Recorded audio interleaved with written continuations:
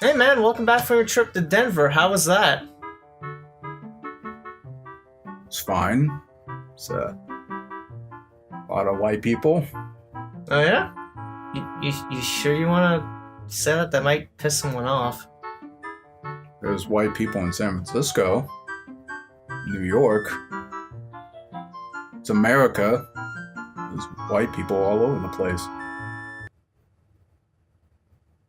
Hello everybody, welcome back to Game Bros Station and the Game Bros Week in Review. Yeah, we now know that is the title of this series.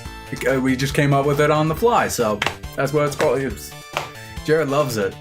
Yes! So, within the last 7 or so days, here are the game releases that came out this past week. The Awesome Adventures of Captain Spirit for the PS4, Xbox One, and the PC. Crash Bandicoot Insane Trilogy for the Xbox, the PC, and the Switch. The Blob Remastered for the Switch, which, in my opinion, that's a good idea. Far Cry 3 Classic Edition for the PS4 and the Xbox One. Lumines Remastered for the PS4, Xbox One, PC, and Switch. Nier Automata Become as Gods Edition for the Xbox One, The Crew 2 for the PS4, Xbox One, and PC, MXGP Pro for the PS4, Xbox One, and PC, and Wolfenstein 2, The Old Machines, or whatever it's called, for the Switch. And so that is the game releases for this past week in review. Moving on now to the game stuff. Currently unconfirmed reasons, PUBG has dropped their lawsuit against Fortnite, which is ironic because like some odd weeks ago when we did the first pilot episode of this show, we talked about that. 1 month later, yeah, saw that coming. What a tragic waste. Although, I was expecting a confirmed reason, so the fact that it's kind of unconfirmed is something interesting. There's a lot of theories why, besides the like negative publicity, doesn't make them look good stuff. But the current thing, and this came out I think a little bit today from someone I watch, it's stated that one theory right now that some people have is that apparently both PUBG and Fortnite are kind of semi-partially owned by a company in China, I believe, called Tencent Holdings. Right, I remember hearing about that. So it's possible they heard about this, stepped in and might have even sided with Fortnite and been like, But what you're saying is you're claustrophobic. Yes, that's it. All right, well, let's go, Catherine. I'm going to say 2 words to you right now. I want you to listen to them very, very carefully. Then I want you to take them out of the office with you and incorporate them into your life. Well, shall I write them down? Well, if it makes you comfortable, it's just 2 words. We find most people can remember them. Okay. You ready? Yes. Okay, here they are. Stop it! Yeah, it's probably a confliction of investors and things like that. Yeah. Man, I've been hearing so much about lawsuits this week happening. Not just between PUBG and Fortnite, but Bethesda and Warner Brothers. And so it's kind of hard to like keep track of like what exactly happened with some of these lawsuits. it really But is. ultimately, based off what I've heard and my impressions of what's going on with PUBG and Bluepoint, or Bluehole? Bluehole. Bluepoint's good. Bluepoint is Shadow of the Colossus remake. Yeah, Bluehole is different guys. Yeah. Bluehole are the PUBG dudes, and some of the claims, if you guys look them up, some of the most ridiculous things, like the whole like copyright on the frying pan thing, and it's like copywriting on using the battle royale genre, which I'm like, okay, so if you're gonna make a lawsuit about that, you're gonna go after Triactor or the Treyarch, and with a Battlefield 5 with Activision. Yeah. Like, everyone's putting, like, Battle Royale modes in their games nowadays because they think, big companies think that's the big seller these days. Big sell. Stop coughing over me, you sick fuck. Sorry. That's gross. So, when it comes to, like, all these lawsuits going on with PUBG just making these outlandish claims, and it's like, why are you not going after the bigger guys then? It's like, you think Fortnite is small enough that you could probably, like, chip away and get some good publicity? You guys just had your own scandal about copying Fortnite's Season Pass thing, giving you guys less features and less benefits for your already locked behind loot crate key system PUBG. Saying like, oh, well, Fortnite's doing a lot better than us. what can we do to make more money that requires less and less effort? Well, let's try all this thing, because people like that. I don't know what the hell is going on with them. Yeah. Either they're completely incompetent when it comes to business practices, or it was a one-hit wonder with Bluehole.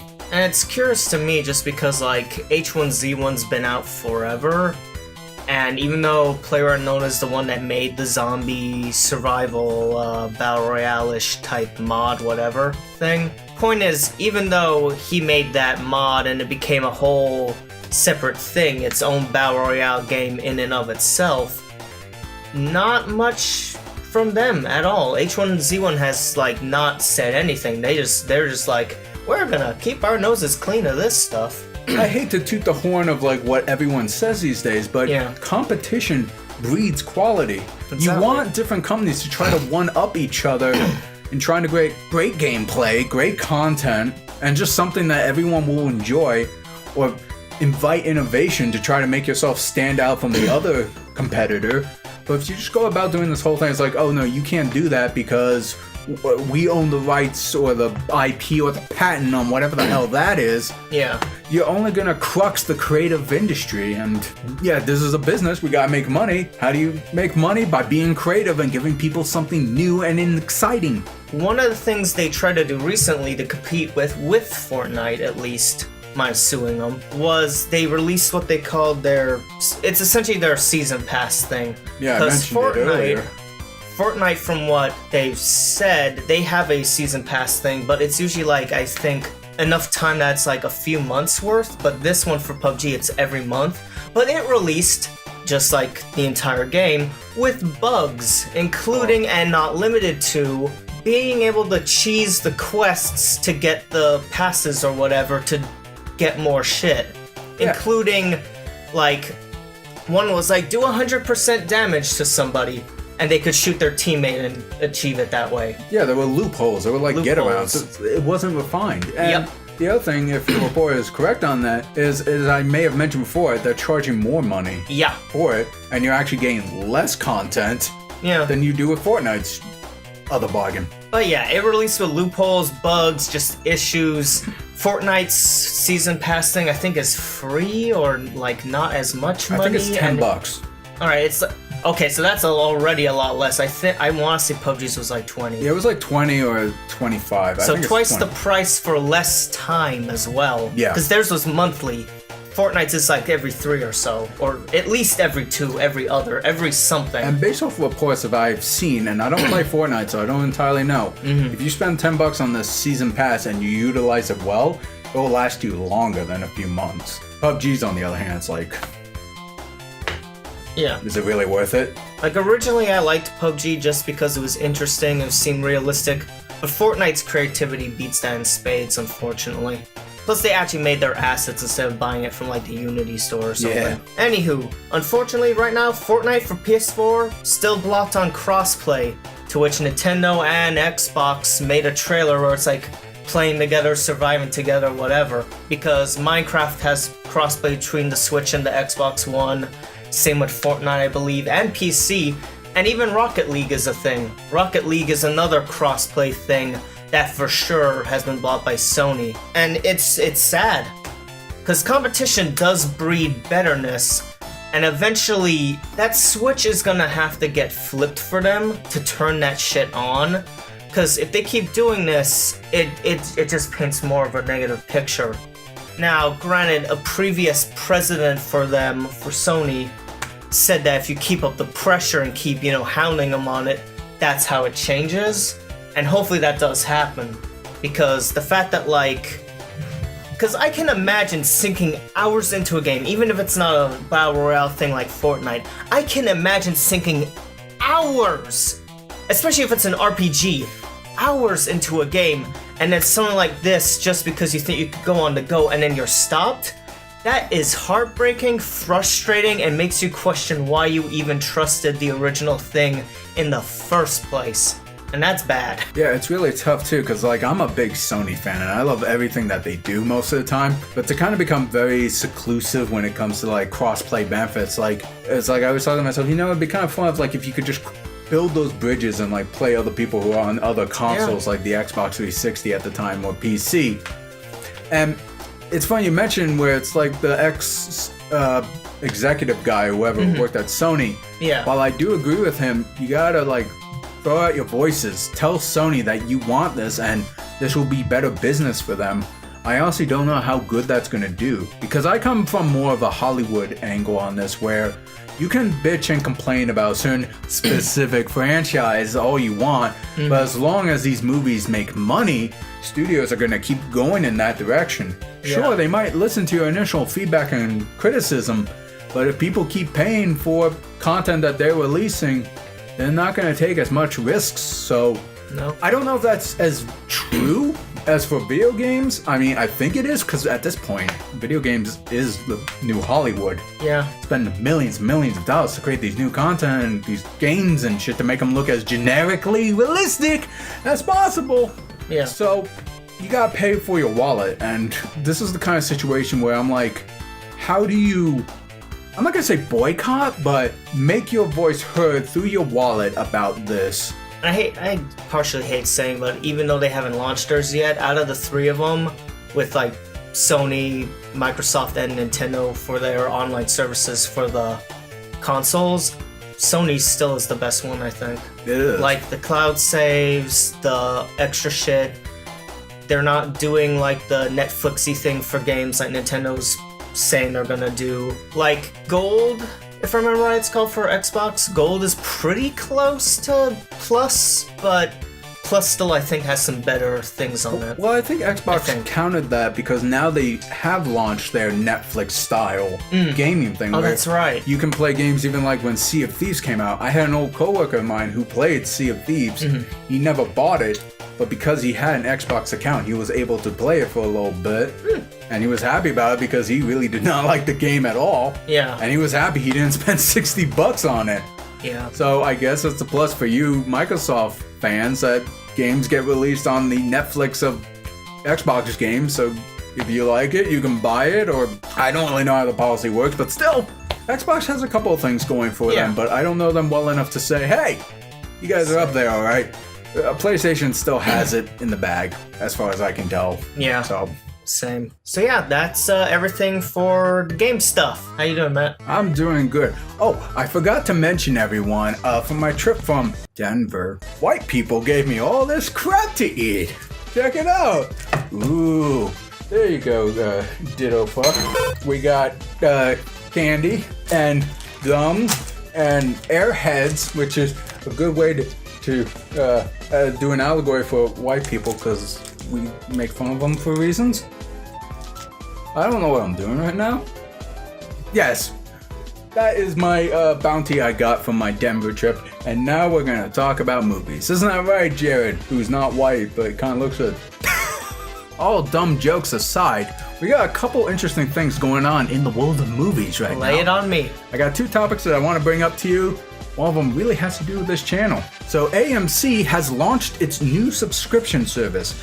If you guys are familiar with the Movie Pass and the Cinemia, those services allow you to pay a monthly fee where you can go see a set amount of movies in a set amount of locations, up to a number of tickets, so on and so forth. You've heard of it, obviously, and I'm sure some of you have. Well, AMC has decided to launch their own version of it, AMC Stubs A-List subscription, where pretty much you pay $20 a month and you can see up to 3 movies a week for, I believe, up to 3 people per showing.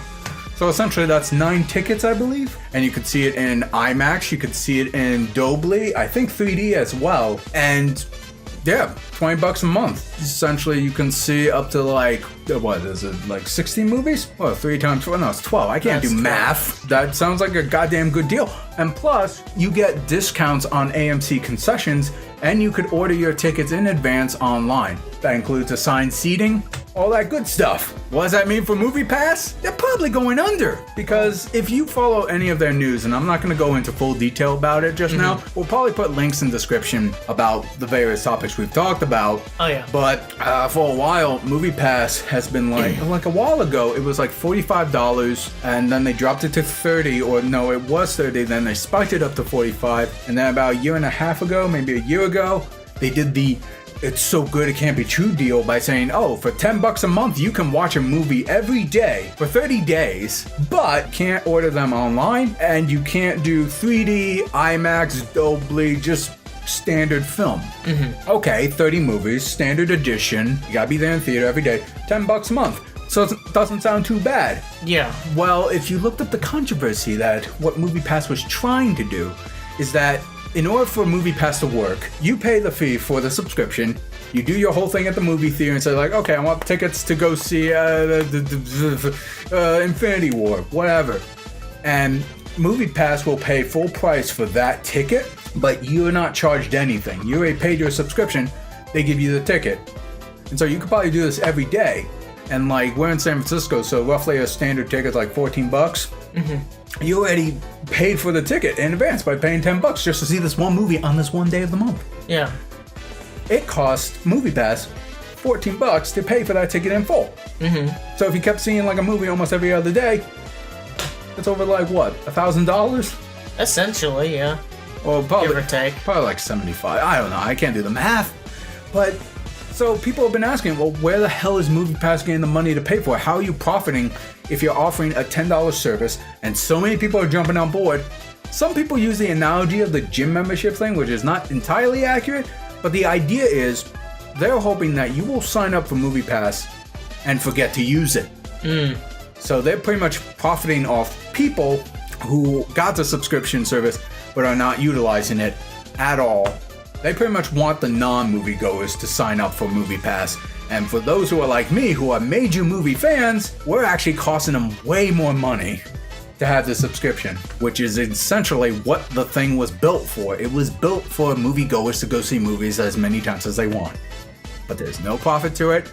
They tried to jump into movie chain theaters and say, hey, we want a piece of your concession price. Oh, but guess what? I know I'm rambling here, but guess what? Movie theaters, when you pay their ticket, they don't get all that money. A large percentage of that goes back to the studios that distributed that movie. So movie theaters only get maybe like 25-30% of movie ticket prices, and that's why concession stand food is so expensive, because that's the only way they can make money. And it costs money to keep the seats clean, pay all the staff members, have all the food, make sure the electricity doesn't go out when you watch a movie. It costs money to run these facilities, and MoviePass is like, fuck you, AMC. We want a bit of that pie because we want to make more money. Yeah. Because essentially we're now making money over a dumbass plan. And AMC's like, you know what? Fuck you, MoviePass. We're going to make our own subscription thing. And that's why I already signed up for it. And I encourage you who are movie fans who have an AMC near you, because again, it's only eligible for AMC Theaters. Yeah. If you do have one, I highly recommend it. Any thoughts on that before my throat starts to bleed? No, I think it's a great idea for AMC to do that. You know, I remember when you were first looking up MoviePass, mainly for the movie reviews idea, and I remember you being like, oh man, this is not that good of a thing. I actually might pass on this right now. And you told me why, what you said, and it makes sense. So the fact that they're finally doing this, great idea in my opinion. It's about time. And I think it will definitely benefit our First Thoughts reviews too, because like I said, AMC is near me, so I'll make my going experience much more easier. Yep. Yeah, I like concessions, and I don't mind supporting the AMC theaters by paying overpriced snacks. Yeah. Because how else are they going to make money? And lastly, but not least, that I do want to talk about, Jared, is that we now have news about Warner Brothers launching their DC Universe stuff. Is this distracting you a little bit? No, but we have news about that again? Yes, but this time it's about the subscription streaming service.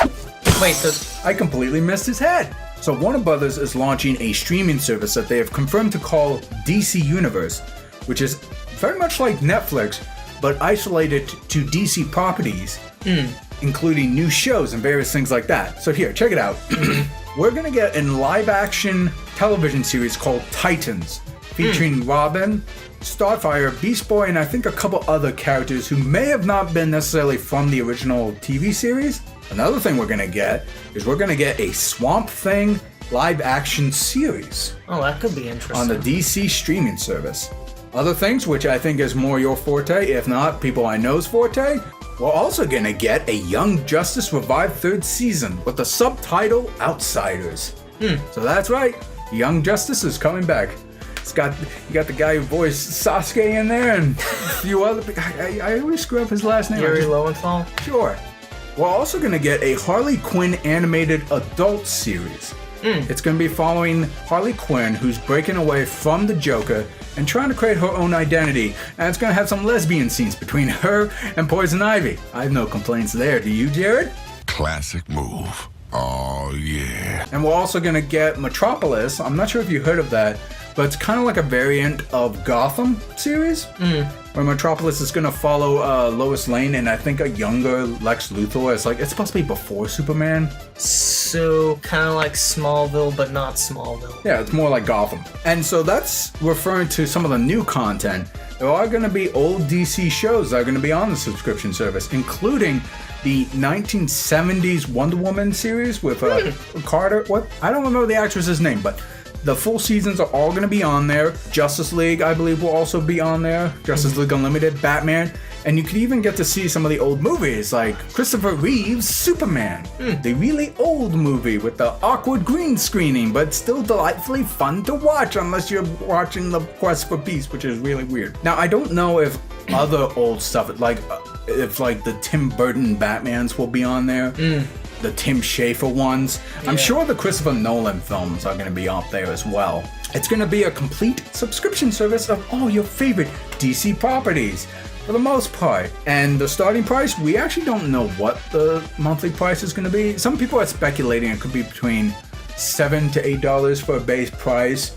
Probably no more than $14 a month for the highest package. So any thoughts on that, Jared? Would you be interested in a DC Universe monthly subscription streaming service? Before I answer, I have one quick question. Are they pulling a Disney and removing the existing content on Netflix? That was the interesting thing I read up about the article, because some people are asking, well, what's the deal with the CW and Netflix? Because I do believe they have contract with Arrow and a few other Flash shows. And Supergirl. And Gotham. You mentioned Krypton.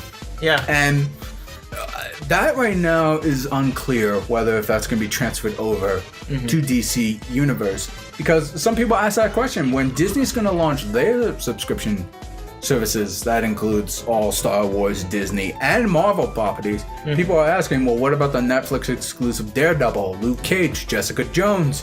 Yeah. We don't need to talk about Iron Fist. What about those? Those are under contract with Netflix, so what's going to happen to them? I think it's probably the same case as DC with some of their contract properties. We just don't know until we get more information.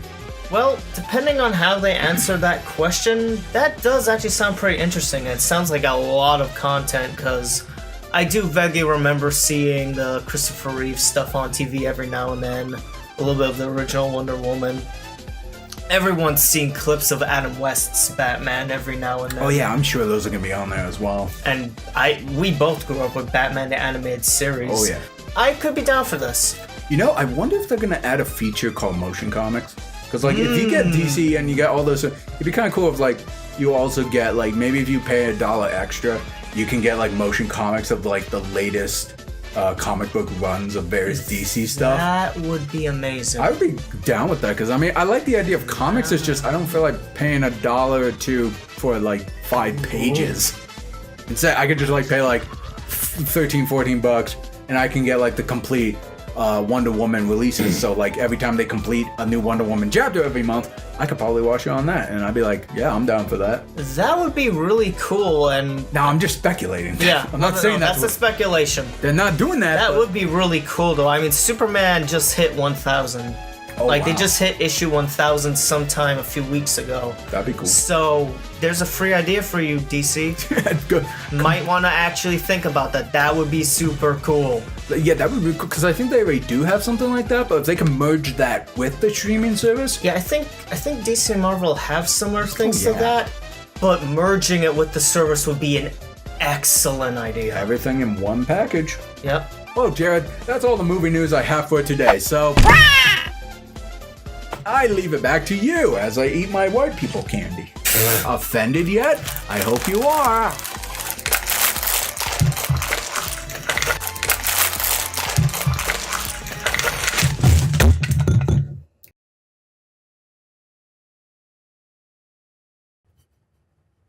To be continued. Just when you think this show is terrible, something wonderful happens. What? It ends.